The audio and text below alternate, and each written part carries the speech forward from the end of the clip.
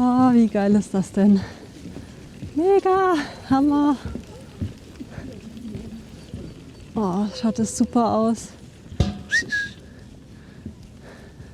Servus Fotofreunde, endlich habe ich es mal wieder geschafft. Ich bin Outdoor unterwegs und ihr könnt gerne mit dabei sein.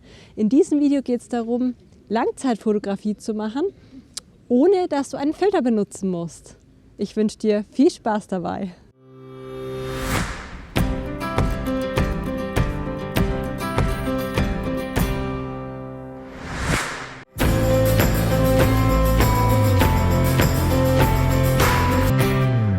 Ja, jetzt darfst du hier einmal direkt mit mir auf mein Display schauen und jetzt siehst du auch, im Moment habe ich einen Filter drauf und das Ziel in der Langzeitfotografie ist ja, dass man das Wasser glatt bekommt. Und ich zeige dir jetzt in diesem Video mal noch ein, zwei Tricks, wie du das Wasser trotzdem glatt bekommen kannst, auch wenn du keine Filter für die Langzeitfotografie dabei hast. So, also ihr habt jetzt schon mal kurz mit drauf geschaut und üblich ist es ja so, dass man einen Filter davor macht, damit man die Belichtungszeit nach oben schrauben kann. Jetzt gibt es aber auch noch zwei Möglichkeiten, wie du das schaffst ohne Filter. Das erste ist, wenn es noch relativ hell ist, so wie jetzt gerade, kannst du mehrere Bilder machen und diese Bilder nachher zusammenfügen. Und durch das Zusammenfügen hast du nachher das Gefühl, als würden die Wolken ziehen. Dafür musst du hintereinander mehrere Einzelbilder machen und diese dann übereinander legen. Und das machen wir jetzt.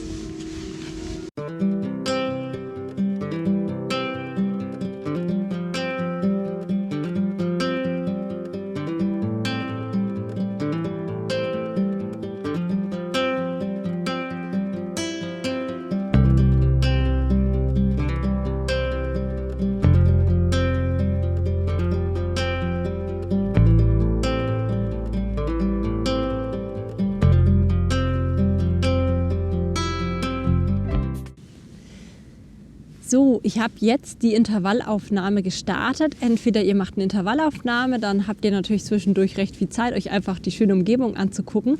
Wo ich hier genau bin, am schönsten Steg Starnbergs, das zeige ich euch mal, oder des Starnberger Sees könnte man sogar sagen.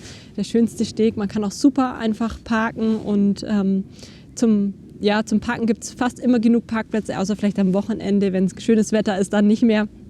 Ansonsten hat man hier immer genug Platz und hat auch so einen kleinen Badebereich mit sehr flachem Wasser. Wo das genau ist, das blende ich dir jetzt mal ein. Und während meine Intervallaufnahme läuft, hat man dann ein bisschen Zeit. Und diese Intervallaufnahme kann man nachträglich dann zu einem Wolkenzieherbild zusammenfügen. Und wie man so ein Wolkenzieherbild zusammenfügt, das zeige ich dir im nächsten Video. Die zweite Möglichkeit, eine Langzeitbelichtung ohne Filter zu machen, ist einfach zu warten, bis das Licht ein wenig dunkler wird.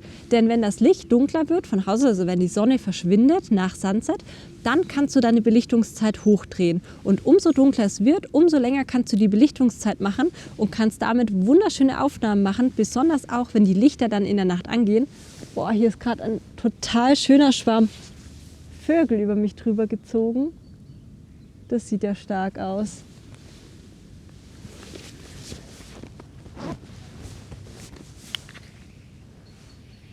Diesen Tipp habe ich euch ja schon von den anderen Videos gezeigt, dass ihr nach Sonnenuntergang nicht nach Hause gehen solltet, sondern diesen Moment noch mit abgreifen und dann erst, wenn wirklich die Lichter angegangen sind und ihr das letzte Bild geschossen habt, dann könnt ihr nach Hause gehen. Jetzt werden die letzten Bilder der Intervallaufnahme gemacht. Ihr seht es schon, hier oben sind die Wolken da und die kleinen ziehen gar nicht mehr so arg. Das heißt, ich werde es euch trotzdem auf dem Computer dann mal demonstrieren, wie es funktioniert. Aber besser funktioniert es natürlich, wenn die Wolken auch insgesamt etwas mehr ziehen. Gut, dann gehe ich mal aus dem Intervallfunktionsmenü wieder raus. Das muss man hier einmal auf Ausschalten und bin jetzt wieder in meinem normalen Menü drinnen. Um jetzt eine Langzeitaufnahme zu machen, kann ich ein bisschen tricksen. Ich kann die Blende hier oben am Blendenrädchen, versuche mal, dass ihr beides seht. Genau, ein Blendenrädchen auf 22 stellen. Die ISO, die ja normalerweise auf 100 ist, auch noch etwas nach unten. Und jetzt seht ihr, dass ich schon deutlich länger belichten kann. Bis hier unten, wo jetzt die minus 2,0 blinkt, 0 steht. Jetzt schauen wir mal, wann das passiert. Und es ist jetzt schon richtig gut, denn ich kann schon 5 Sekunden belichten. Das heißt, so kurz nach Sonnenuntergang könnt ihr schon die erste Langzeitbelichtung machen, ohne dass ihr einen ND-Filter braucht. So könnt ihr sogar schon ein paar Personen aus dem Bild rausbekommen, die sich jetzt da vorne bewegen. Jetzt schauen wir mal, ob diese Personen sich schon entfernen haben lassen. Ja, das schaut doch schon gar nicht schlecht aus. Ich zeige es euch noch mal kurz und werde auch noch mal ein bisschen die Helligkeit runterfahren, dass ihr seht, wie das Bild bei mir jetzt ausschaut. Und ich werde es euch jetzt auch noch mal bearbeitet einblenden. Und diese Personen, die jetzt hier über den Steg gelaufen sind, konntet ihr damit schon rausfiltern. Viel Zeit ist jetzt gerade nicht vergangen und trotzdem kann ich schon auf 8 Sekunden belichten, da die Sonne halt doch relativ schnell weggeht. Und wie dieses Bild mit 8 Sekunden wird, das blende ich dir jetzt auch nochmal ein, ohne Filter.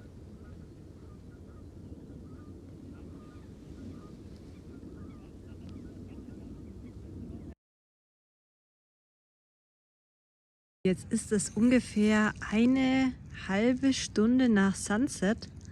Und ihr seht, wie schön die Stadt jetzt beleuchtet ist. Überall sind die Lichter an. Und ja, jetzt zeige ich euch mal, wie lange ich mittlerweile schon belichten kann. Das ist jetzt hier auf dem Handy etwas ausgebrannt. Das stimmt aber nicht. So schaut es in echt aus. 20 Sekunden mit Blende 13. Ui, da kommen ein paar Vögel vorbeigeflogen. Na, stellt er nicht ganz scharf. Und hier seht ihr es. 20 Sekunden, Blende 13 und ich bin sogar etwas zu dunkel. Das heißt, ich kann noch ein bisschen nach oben gehen.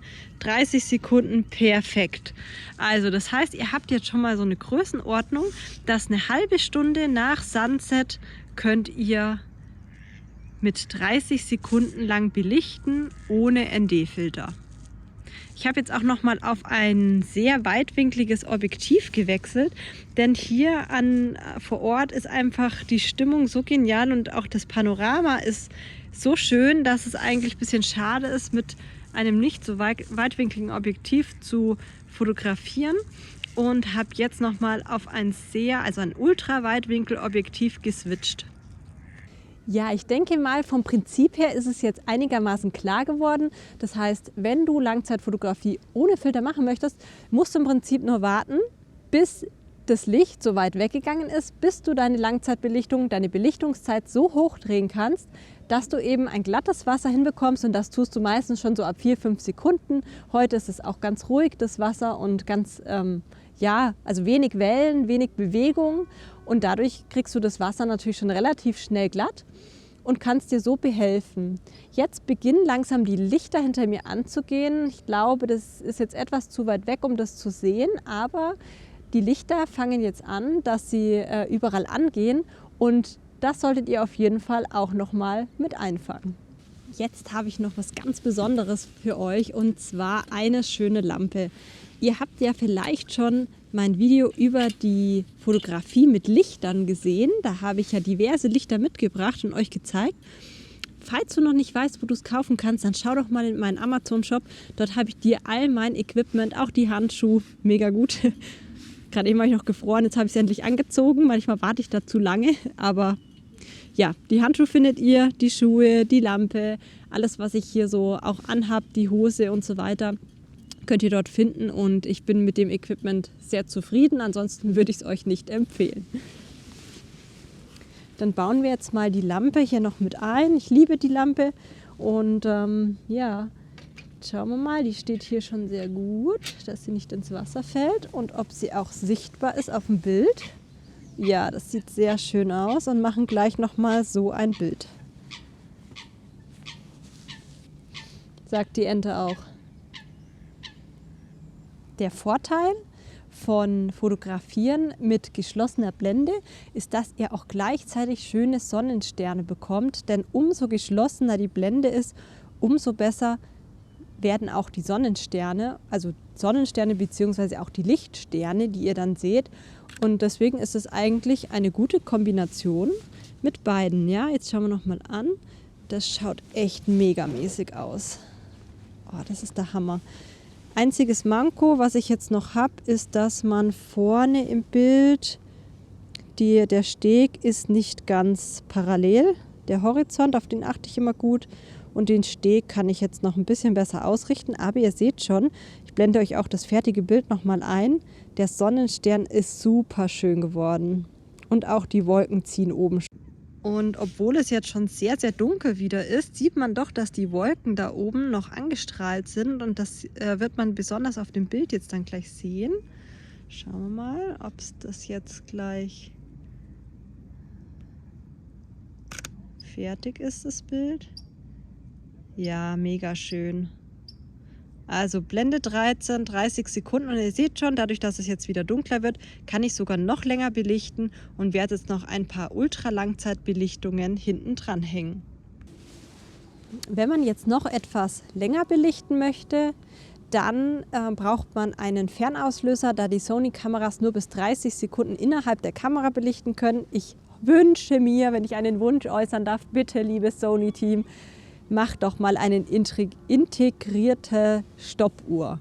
Wo gibt es denn heutzutage noch sowas, dass man da nicht integriert einstellen kann, wie viele Minuten ich mein Bild belichten möchte? Bitte, bitte, lasst diese Neuerung kommen.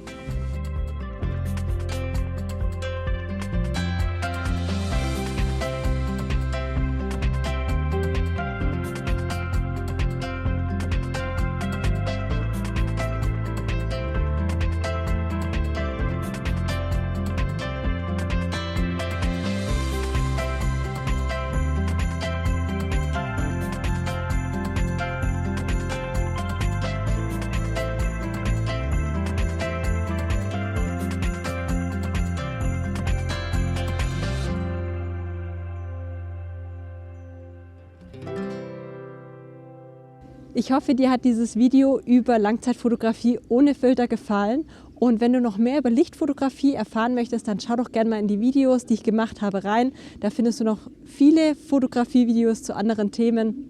Und ich würde mich sehr freuen, wenn du auch mal in meinen Amazon-Shop reinschaust. Dort habe ich dir all mein Equipment verlinkt. Und ich freue mich sehr, wenn du darüber einkaufst, denn ich bekomme eine kleine Provision und kann dann wieder solche kostenlosen Videos für dich machen. Bis zum nächsten Mal, deine Janina.